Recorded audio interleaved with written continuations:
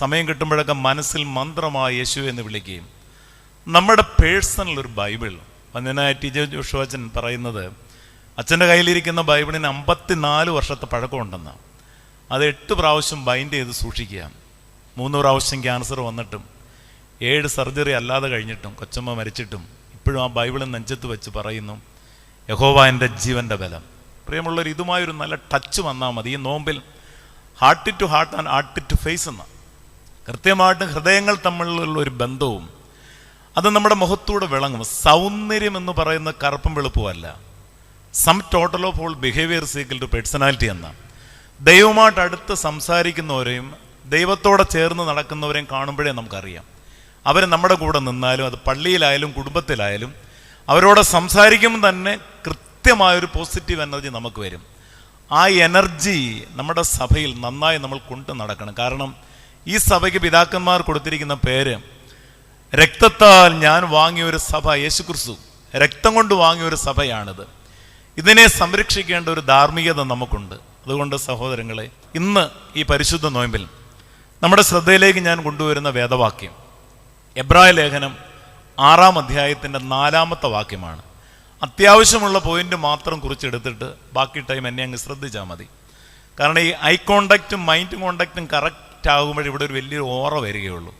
ഇപ്പം ഞാൻ 1.5 മാസം മുമ്പ് കുവൈറ്റിലെ അവിടെ ഒരു കണ്ടിന്യൂസ് 6 ദിവസം പ്രസംഗം ഉണ്ടായിരുന്നു. പക്ഷേ എനിക്ക് അവിടെ മനസ്സിലായ ഒരു കാര്യം, കേരളത്തിന് പുറത്ത് എത്ര സാഹചര്യമാണെങ്കിലും ഒരാൾ പോലും ഈ പ്രബോധനം നടത്തുമ്പം, അത് വിദേശ രാജ്യങ്ങളല്ല, അവർ ഫുൾ ടൈം അവിടെ കാണും. ട്രസ്റ്റി ആയാലും സെക്രട്ടറി ആയാലും കമ്മിറ്റി അംഗങ്ങളായാലും മറ്റ് പൊളിറ്റിക്സൊക്കെ ഉണ്ട്, അത് വേറെ കാര്യം. പക്ഷേ ഈ പ്രബോധനത്തിനും ആരാധനയോടുമുള്ളൊരു താല്പര്യം അത് കണ്ടുപഠിക്കാനുള്ളതാണ്. കാരണം അവരൊരു കാര്യം പറഞ്ഞു, അച്ഛാ ഇവിടെ കരയാത്തത് ആരുമില്ല. അപ്പോൾ ഈ കരച്ചിൽ അനുതാപം കൂടുതൽ വരുമ്പോഴേ കൃത്യമായിട്ടും ദൈവത്തോടുള്ള ബന്ധം നമ്മൾ നന്നായി മുറുക്കുകയുള്ളൂ, അത് കോൺക്രീറ്റായി തീരുകയുള്ളൂ. ഞാനീ പറയുന്ന വേദഭാഗം നിങ്ങൾ ആഴ്ചയിൽ ഒരിക്കലെങ്കിലും ഞായറാഴ്ച ദിവസം വൈകിട്ട്, അതാ സൺഡേ കുർബാനയൊക്കെ കഴിഞ്ഞിട്ട് ആഴ്ചയിൽ ഒരു ദിവസമെങ്കിലും നിങ്ങളിത് ഭംഗിയായിട്ടൊന്ന് വായിക്കണം. ഓരോ പ്രാവശ്യം പറയുമ്പോഴും ഞാൻ പറയുന്നതിൻ്റെ 4 ഇരട്ടി ആശയങ്ങൾ നമ്മുടെ മനസ്സിൽ ദൈവം തരും, യാതൊരു ഡൗട്ടുമില്ല. ഈ വാക്യം ഇങ്ങനെയാണ്, എബ്രായർ 6:4.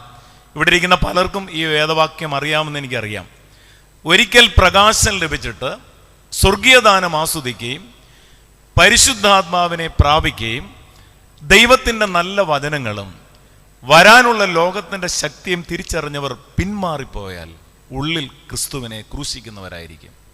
ഒരിക്കൽ പ്രകാശം ലഭിച്ചിട്ട് സ്വർഗീയദാനം ആസ്വദിക്കുകയും പരിശുദ്ധാത്മാവിനെ പ്രാപിക്കുകയും ദൈവത്തിൻ്റെ നല്ല വചനങ്ങളും വരാനുള്ള ലോകത്തിൻ്റെ ശക്തിയെയും കുറിച്ച് തിരിച്ചറിഞ്ഞവർ പിന്മാറിപ്പോയാൽ ഉള്ളിൽ ക്രിസ്തുവിനെ ക്രൂശിക്കുന്നവരായിരിക്കും. ഒറ്റ വാക്യത്തിൽ ഡയറക്റ്റായിട്ട് തന്നെ ഇതിൻ്റെ അർത്ഥം നമുക്ക് മനസ്സിലാകും. അങ്ങനെയാണെങ്കിൽ ഈ വാക്യം ടോട്ടലി നമുക്ക് തരുന്ന ഒരു ഒറ്റ ആശയം ഇതേ ഉള്ളൂ, സംസ്കാരം അല്ലെങ്കിൽ കൾച്ചർ. നമ്മുടെ സഭയുടെ സംസ്കാരം പഠിപ്പിക്കുന്ന ഒരു വേദവാക്യമാണിത്. അങ്ങനെയാണെങ്കിൽ ഈ വേദവാക്യത്തിലൂടെ 4 സംസ്കാരം പറഞ്ഞുകൊണ്ട് ഞാൻ ഈ വചന ശുശ്രൂഷ അവസാനിപ്പിക്കാം. അതിലെ ആദ്യത്തെ സംസ്കാരം ദ കൾച്ചർ ഓഫ് ബാപ്റ്റിസം, മാമോദീസയുടെ സംസ്കാരം. ആ വേദവാക്യം നോക്കി, ഒരിക്കൽ പ്രകാശനം ലഭിച്ചിട്ട്, എന്താ സഹോദരങ്ങളെ പ്രകാശനം? പ്രകാശനം എന്ന് പറയുന്ന സഭയുടെ മാമോദീസയാണ്. മാമോദീസ ഒരു സംസ്കാരമല്ല, മാമോദീസ ഒരു കൂദാശയാണ്. അത് പട്ടംകുട ശുശ്രൂഷയേക്കാൾ വലുതാണ്.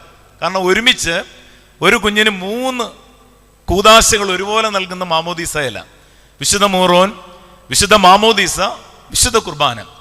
അത് മാത്രമല്ല, ഈ മാമോദീസയിലൂടെ ദൈവികമായ അംശങ്ങൾ അവിടെ ലഭിക്കുന്നുണ്ട്. ഒന്ന്, അന്നു മുതൽ ഈ കുഞ്ഞിന് 2 ദൈവിക അനുഭവങ്ങൾ കിട്ടും. ഒന്ന്, ട്രസ്റ്റ് ഇൻ ദി ലോർഡ്.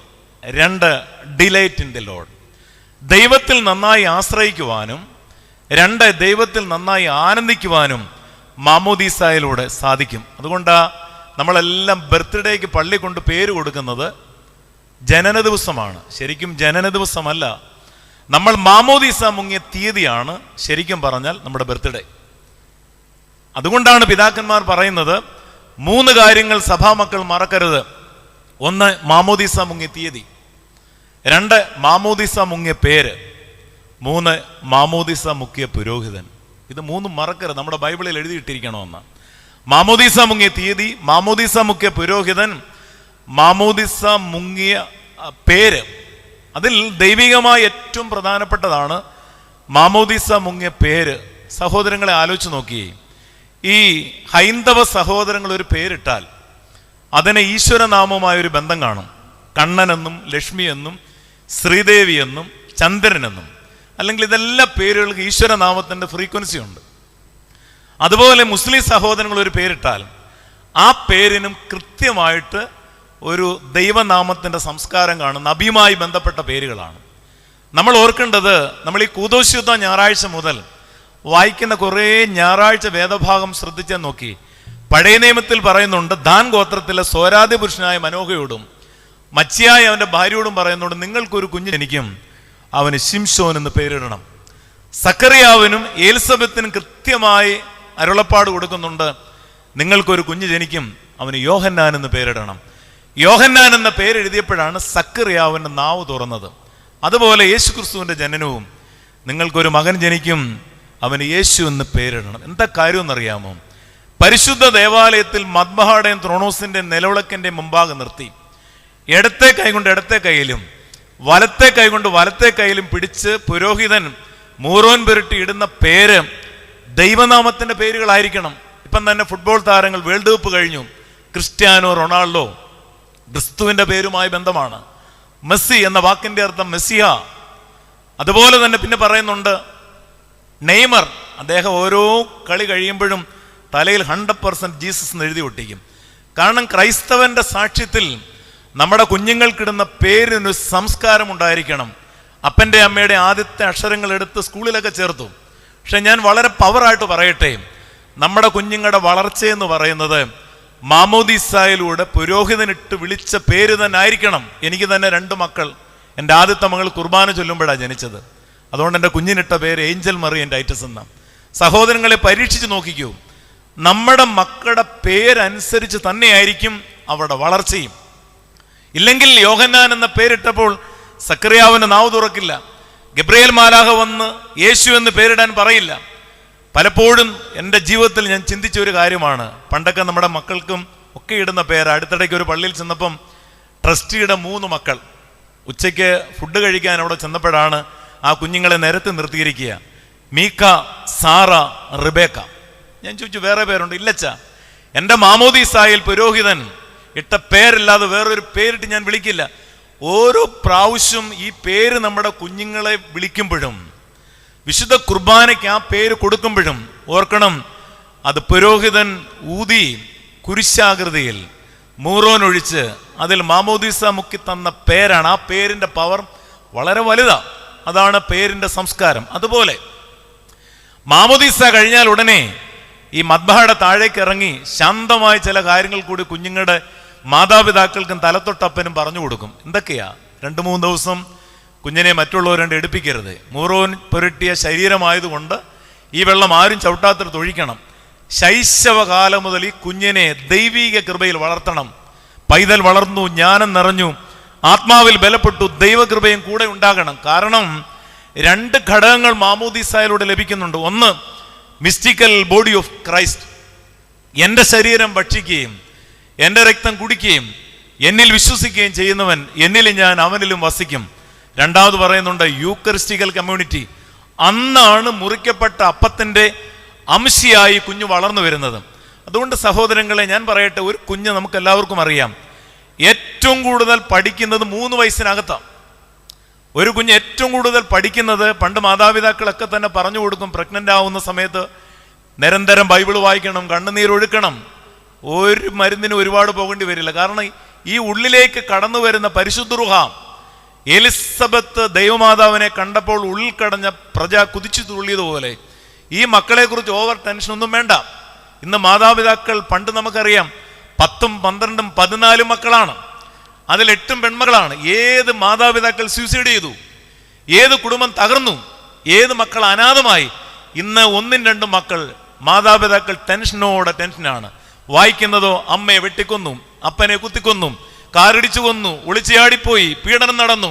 ഇതിൻ്റെ എല്ലാം കാരണം ഞാൻ പറയട്ടെ, ശരിക്കും ദൈവത്തിൻ്റെ പവർ എന്താണെന്നും ദൈവം ആരാണെന്നും ശൈശവകാലം മുതലേ കുഞ്ഞുങ്ങളെ പഠിപ്പിച്ച് മന്ത്രമായി ഓതണം. നമുക്ക് ബൈബിളിൽ ദൈവത്തെക്കുറിച്ച് ഒരുപാട് അറിയാമെങ്കിലും ഞാനിപ്പോഴും സെർച്ച് ചെയ്തുകൊണ്ടിരിക്കുന്ന ദൈവത്തെക്കുറിച്ചുള്ള വാക്യമുണ്ട്. നിങ്ങൾ വീട്ടിൽ പോയി അത് വായിച്ചു നോക്കണം, ദൈവം ആരാണെന്ന്. യെശയ്യാവ് 40:12 സദൃശ്യവാക്യം 30:4 നിങ്ങളൊന്ന് കാണാതെ പഠിച്ചു വെക്കണം. യെശയ്യാവ് 40:12 തൻ്റെ ഉള്ളം കൈയിൽ വെള്ളമെടുക്കുകയും ചാണുകൊണ്ട് ആകാശത്തിന്റെ പരിമാണം അളക്കുകയും ഭൂമിയിലെ പൊടി നാഴിയിൽ കൊള്ളിക്കുകയും പർവ്വതങ്ങളെ വെള്ളിക്കോൽ കൊണ്ടും കുന്നുകളെ വെള്ളി തുലാസിലും തൂക്കുകയും ചെയ്യുന്നവൻ ആർ? തൻ്റെ ഉള്ളം കൈയിൽ വെള്ളമെടുക്കുകയും ചാണുകൊണ്ട് ആകാശത്തിന്റെ പരിമാണം അളക്കുകയും ഭൂമിയിലെ പൊടി നാഴിയിൽ കൊള്ളിക്കുകയും പർവ്വതങ്ങളെ വെള്ളിക്കോൽ കൊണ്ടും കുന്നുകളെ വെള്ളി തുലാസിലും തൂക്കുകയും ചെയ്യുന്നവൻ ആർ? അവനാണ് ദൈവം.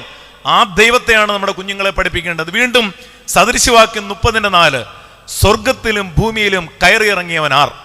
ആഴിയെ തന്റെ പൂഴി കൊണ്ട് വേർതിരിച്ചവനാർ? വെള്ളത്തെ തന്റെ വസ്ത്രത്താൽ പിടിച്ചടക്കിയവനാർ? ഭൂമിയിലെ അറുതുകളെയൊക്കെയും പിടിച്ചടക്കിയവനാർ? അവന്റെ പേരെന്ത്? അവന്റെ മകന്റെ പേരെന്ത് നിനക്കറിയാമോ? അവനാണ് സാക്ഷാൽ ദൈവം, അവനാണ് സാക്ഷാൽ ക്രിസ്തു, അവനാണ് സാക്ഷാൽ പരിശുദ്ധാത്മാവ്. ഇത് നിരന്തരമായി നമ്മുടെ മക്കളെ പഠിപ്പിക്കണം. ഈ കഴിഞ്ഞ ആഴ്ച പിറവംപള്ളി പ്രസംഗത്തിന് പോയി. പ്രസംഗം കഴിഞ്ഞപ്പം അച്ഛൻ ഒരു പ്രസന്റേഷൻ തന്നൊരു കൊച്ചിന് കൊടുക്കാൻ. CBSE എക്സാമാണ്. ആ ടൈമിൽ ആ കുഞ്ഞു പള്ളിയിലെ നമസ്കാരത്തിനും അതുപോലെ തന്നെ ഗായക സംഘത്തിലും വന്നിരിക്കുക. അതിനൊന്നും മാർക്ക് കുറഞ്ഞിട്ടില്ല. ഇത് നമ്മുടെ മാതാപിതാക്കൾ അറിയണം. അച്ഛനോട് തന്നെ ഞാൻ OBBSന്റെ കാര്യം ചോദിച്ചു. വെച്ചാൽ കോവിഡ് കഴിഞ്ഞതിന് ശേഷം കുഞ്ഞുങ്ങളൊക്കെ കുറവാണ്. അച്ഛൻ്റെ പ്രവർത്തനത്തിൻ്റെ കുറവാണോ? അല്ല. ഡയറക്ടേഴ്സിൻ്റെ അധ്യാപകരുടെ കുറവാണോ? അല്ല. നമ്മൾ എങ്ങനെ ഒരു പൈശാചികമായൊരു വലയത്തിൽ പോവുകയാണ് ദൈവമക്കളെ. ഇത്തരത്തിൽ പോയാൽ ഈ ലോകം ഒരുപാട് പോകുന്നു, സ്വപ്നം പോലും വിചാരിക്കേണ്ട. ഓർക്കണം, ഒരുപാട് ഭക്തിയിലൊന്നും നമുക്ക് ജീവിക്കാൻ പറ്റത്തില്ല. പക്ഷെ കിട്ടുന്ന അവസരങ്ങൾ ഇപ്പം തന്നെ നോക്കി എത്ര കസേര ഒഴിഞ്ഞു കിടക്കുന്നു. നമ്മൾ ഒരിക്കൽ ബറിയോന ശീമോനെ, നീ യുവാവായിരുന്നപ്പോൾ അരകെട്ടി ഇഷ്ടമുള്ളിടത്ത് നടന്നു. നീ വയസ്സനായ ശേഷം നീ കൈ നീട്ടുകയും നിന്റെ അര മറ്റുള്ള ഒരാൾ കെട്ടി നിനക്ക് ഇഷ്ടമില്ലാത്തിടത്തേക്ക് പോകേണ്ടി വരും. ഈ കാലം ചെയ്ത ഔഗൻ ബാവ തിരുമേനി പറയുന്നൊരു കൊട്ടേഷൻ ഉണ്ട്. ഞാനിവിടെ പണ്ട് പറഞ്ഞിട്ടുണ്ടോ എന്ന് എനിക്കറിയില്ല, ഒന്നുകൂടെ ഞാൻ ആവർത്തിച്ച് പറയാം. ഔഗൻ ബാവ തിരുമേനി എപ്പോഴും പറയുന്നൊരു സൂക്തമുണ്ട്. മക്കളെ, പള്ളിയിലെ പണമെടുത്ത് വീട്ടിലെ പണത്തിന്റെ കൂടെ ഇട്ടാൽ വീട്ടിലെ പണം വെന്തുപോകും. പള്ളിയിലെ സമയമെടുത്ത് വീട്ടിലെ സമയത്തിന്റെ കൂടെ ഇട്ടാൽ വീട്ടിലെ സമയം വെന്തുപോകും. കൗമ തെറ്റിച്ചാൽ പിശാച് ചുറ്റിക്കും. പിന്നെ പറയുന്ന രണ്ടുപേരുണ്ട്. എനിക്ക് മുമ്പേ ആരും പള്ളിയിൽ വരരുത്, എന്നെ ആരും ശ്രദ്ധിക്കരുത്. എനിക്ക് മുമ്പേ ആരും പള്ളിയിൽ വരരുത്, എന്നെ ആരും ശ്രദ്ധിക്കരുത്. എൻ്റെ മുഖം, എൻ്റെ സ്വർണം, എൻ്റെ കാറ്, എൻ്റെ പേര്. ഞാൻ സെമിനാരിൽ പോകുമ്പോൾ എൻ്റെ ഡയറിയിൽ ഒരു അച്ഛൻ കുറിച്ച് തന്നു, മോനെ, പ്രശസ്തനായി തീർന്നില്ലേലും നീ വിശ്വസ്തനായി തീരണം. പ്രശസ്തനാവാൻ ആർക്കും പറ്റും. ദാവീദ് സങ്കീർത്തനത്തിൽ പാടി, ദൈവമേ രഹസ്യകാര്യങ്ങൾ എന്നെ നീ കുറ്റമില്ലാത്തവനാക്കി തീർക്കണമേ. പലരും പറയാറുണ്ടല്ലോ, അച്ഛാ എനിക്ക് പള്ളിയിൽ വലിയ പേരില്ല, കുടുംബത്തിൽ വലിയ അംഗീകാരമില്ല. എന്തിനാണ് ഒരുപാട് പേര്? കർത്താവ് തന്നെ പഠിപ്പിച്ചു, ഹോസന്ന പാടി. അടുത്ത ആഴ്ച ഈ ഹോസന്ന പാടിയവർ തന്നെ ക്രൂശിക്കാൻ വിളിച്ചു പറഞ്ഞു.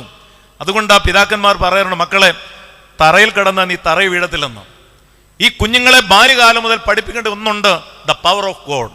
ദൈവം ആരാണെന്നും ദേവാലയം ആരാണെന്നും നോമ്പെന്താണെന്നും ഉപവാസം എന്താണെന്നും മന്ത്രമായി സങ്കീർത്തനങ്ങൾ നിരന്തരം ചൊല്ലിക്കൊടുത്ത് ആ കുഞ്ഞ് എവിടെ വളഞ്ഞാലും അവസാനം ആ സംസ്കാരത്തിൽ വളർന്നു വരും. എന്ത്?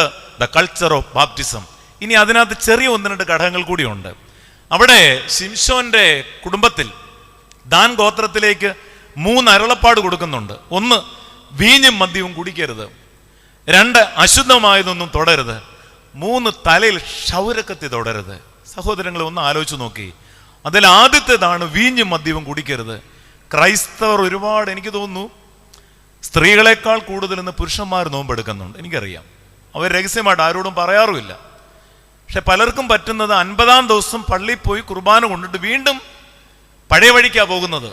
മറന്നു പോകരുത്, പിതാക്കന്മാർ പറയുന്നത് ലിറ്റേർജി ആഫ്റ്റർ ലിറ്റേർജി. ഓർക്കണം, കുർബാന അധരങ്ങളിൽ വച്ചാൽ പിന്നെ നാവ് മദ്യപാനത്തിനും ദൈവത്തിന് ഹിതമല്ലാത്ത വഴിക്കും വിട്ടുകൊടുക്കരുത്. എന്നലങ്കാരം വസ്ത്രം ധരിച്ചിടും ഇന്നു മുതൽ ഞാൻ ദൈവമേ, മേലാൽ എന്നിൽ അശുദ്ധനും ചേലയില്ലാത്തവനും ചേർന്നു വരികില്ല. എൻ്റെ ജീവിതത്തിൽ ഞാൻ വൈദികനാവാൻ തിരുമേനിമാരും വൈദികരുടെ എല്ലാം പ്രാർത്ഥനാ ജീവിതം ഒത്തിരി ശ്രദ്ധിച്ചിട്ടുണ്ട്. പക്ഷെ എത്ര അൽമാരെ എനിക്കറിയാം. അവരുടെ ഓരോ നോട്ടം, അവരുടെ ഓരോ പള്ളി പ്രവർത്തനങ്ങൾ, അവരുടെ ഓരോ ശൈലികൾ, അവരുടെ നിഷ്ഠകൾ, അതൊക്കെ എന്നെ ഒരുപാട് ആകർഷിച്ചിട്ടുണ്ട്. അതുകൊണ്ട് നമ്മളെ കാണുന്ന ഒരാൾക്ക് നമ്മുടെ നോമ്പ്, നമ്മുടെ പ്രാർത്ഥന കണ്ട് നല്ല സംസ്കാരം കണ്ടു പഠിക്കണം. അതിൽ ആദ്യത്തേതാണ് വീഞ്ഞ് മദ്യവും കുടിക്കരുത്. 2, അശുദ്ധമായതൊന്നും തുടരുത്.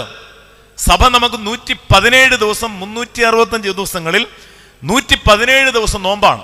അത് കൃത്യമായി എടുക്കണം. പലരും പറയുന്നുണ്ട് അകത്തോട്ട് പോകുന്നതൊന്നും മനുഷ്യനെ അശുദ്ധനാക്കില്ല. അങ്ങനെയാണെങ്കിൽ ആദ്യം മനുഷ്യൻ തെറ്റിയതെവിടാം? അകത്തോട്ട് പോയത് തന്നെ. ദൈവമക്കളെ, ഈ ബുധൻ വെള്ളി സഭയുടെ നോമ്പുകൾ കൃത്യമായി എടുത്തേ. ഞാൻ പറയട്ടെ, ആ ഭവനത്തിൽ വരുന്ന ഐശ്വര്യം ഓരോ വർഷം പണത്തിൻ്റെയോ അപകടങ്ങളോ ബുദ്ധിമുട്ടൊക്കെ വരാം. പക്ഷെ ആ ഭവനത്തിൽ വരുന്ന ദൈവിക കൃപകളെ കണ്ണ് കണ്ടിട്ടില്ല, ചെവി കേട്ടിട്ടില്ല, ആരുടെയും ഹൃദയത്തിൽ തോന്നിയിട്ടുമില്ല. 3 പറയുന്നുണ്ട്, തലയിൽ ക്ഷൗരക്കത്തി തുടരുത്.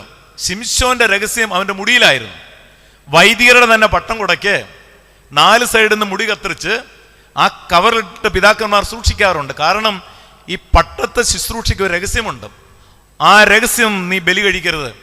ഇതേപോലെ ഇവിടെ ഇരിക്കുന്ന ഏലിയ ദേവാലയത്തിൽ ദൈവമക്കളെ, ഏതൊരു കുടുംബം, ഞാൻ പറഞ്ഞ ശ്രദ്ധിച്ച് കേൾക്കുക, ഏതൊരു കുടുംബം ഉയർന്നു വന്നിട്ടുണ്ടെങ്കിൽ അതിൻ്റെ പിന്നിൽ ഒരു വിശുദ്ധമായ രഹസ്യ ജീവിതമുണ്ട്. യാതൊരു ഡൗട്ടുമില്ല. ഒരു വ്യക്തി, ഒരു കുടുംബം ഉയർന്നിട്ടുണ്ടെങ്കിൽ അതിൻ്റെ പിന്നിൽ ഒരു വിശുദ്ധിയുടെ രഹസ്യമുണ്ട്. തിരിച്ചുമുണ്ട്. ഒരു കുടുംബം തകർന്നിട്ടുണ്ടെങ്കിൽ അതിൻ്റെ പിന്നിൽ ഒരു പാപരഹസ്യമുണ്ട്. ഒരു കുടുംബം ഉയർന്നിട്ടുണ്ടെങ്കിൽ അതിൻ്റെ പിന്നിൽ ഒരു വിശുദ്ധ രഹസ്യമുണ്ട്. ഒരു കുടുംബം ഉയർന്നിട്ടുണ്ടെങ്കിൽ അതിൻ്റെ പിന്നിൽ ഒരു പാപരഹസ്യമുണ്ട്. നമ്മുടെയൊക്കെ ധാരണ എൻ്റെ തെറ്റുകളും കുറ്റങ്ങളും ആരും കാണുന്നില്ല. പക്ഷെ മറക്കരുത്, 139 സങ്കീർത്തനം, ദൈവമേ നീ എന്നെ ശോധന ചെയ്ത് അറിഞ്ഞിരിക്കുന്നു, ഞാൻ ഇരിക്കുന്നതും എഴുന്നേൽക്കുന്നതും നീ അറിയുന്നു, എൻ്റെ നിരൂപണമൊക്കെ നീ ദൂരെ നിന്ന് അറിയുന്നു. അവസാനം പറയാണ്, വ്യസനത്തിനുള്ള മാർഗം എന്നിൽ ഉണ്ടോ എന്ന് നോക്കി ശാശ്വതമായ മാർഗത്തിൽ നീ എന്നെ നടത്തണം. ഹഡ്സൺ ടൈലർ പറയുന്നത് ലോകത്തിലെ ഏറ്റവും വലിയ തെറ്റേതാണെന്നറിയാമോ? സ്വന്തം തെറ്റ് മനസ്സിലാക്കാത്തതാണ് ലോകത്തിലെ ഏറ്റവും വലിയ തെറ്റ്. അദ്ദേഹം വീണ്ടും പറയുന്നു, ഒരു ഭക്തൻ അവന്റെ ദിവസം തുടങ്ങുമ്പോൾ 3 ചോദ്യം ചോദിക്കണം. It is God's will. എൻ്റെ ദൈവമേ, ഇന്ന് ഞാനൊരു വഴിക്ക് പോകുന്നു, ഈ വഴി എൻ്റെ ദൈവത്തിന് ഇഷ്ടമാണോ? 2, whether it is loose my life and spirit. ഈ വഴിയിലൂടെ എൻ്റെ പരിശുദ്ധാത്മാവ് നഷ്ടപ്പെടുമോ? ഞാൻ വരികൾ നിങ്ങൾ മറക്കരുത്. ദൈവമേ, ഞാൻ ഇന്നൊരു വഴിക്ക് ഇറങ്ങുമ്പോൾ ഇറ്റ് ഈസ് ഗോഡ്സ് വിൽ, ഇതെൻ്റെ ദൈവത്തിന് ഇഷ്ടമാണോ? 2, whether it is loose my life in spirit, ഇതെൻ്റെ ആത്മീയത നഷ്ടപ്പെടുമോ ഈ വഴിയിലൂടെ? 3, വാട്ട് ഈസ് ഇറ്റ് എൻ, ഇതിൻ്റെ അവസാനം എന്താണ്? ഇത് മനസ്സിലാക്കാതെ പോയാൽ സദൃശ്യവാക്യങ്ങളിൽ ഒരു വാക്യം 2 പറയുന്നുണ്ട്, 14, 12, 16, 25. ഇത് രണ്ടും സെയിം വേടാ. ഒരു വഴി മനുഷ്യന് ചൊവ്വായി തോന്നും, അതിൻ്റെ അവസാനമോ മരണവഴികളത്രേ. ഒരു വഴി മനുഷ്യന് ചൊവ്വായി തോന്നും, അതിൻ്റെ അവസാനമോ മരണവഴികളത്രേ. അതുകൊണ്ട് സഹോദരങ്ങളെ, ആദ്യത്തെ ആശയം ഞാൻ അവസാനിപ്പിക്കട്ടെ. നമ്മുടെ സഭ നമുക്ക് തരുന്ന ആദ്യത്തെ സംസ്കാരമാണ് ദ കൾച്ചർ ഓഫ് ബാപ്റ്റിസം, മാമോദീസയുടെ സംസ്കാരം.